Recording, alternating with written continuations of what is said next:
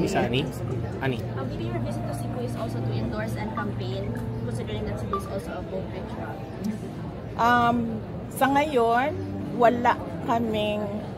wala akong sinasalihang rallies. Ang ginagawa ko lang ay, madami akong ginagawa actually. Galing ako Samar, and then kahapon galing ako north ng sa Leyte, sa province of Leyte. Ang ginagawa ko unang-una, nagpapasalamat sa mga tao. Dahil ang dami-daming nagpapakita ng suporta kay Pangulong Duterte. Ang daming nagdadasal para kay Pangulong Duterte.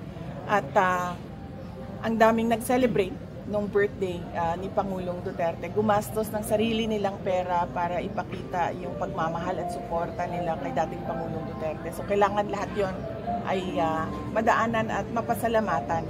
Hindi man isa-isa yung pagpapasalamat, pero gusto ko na malaman nila na bumisita kami, dumaan kami para ipakita din sa kanila yung pagpapasalamat namin. Dahil napakalaki ng tulong ng kanilang mga dasal.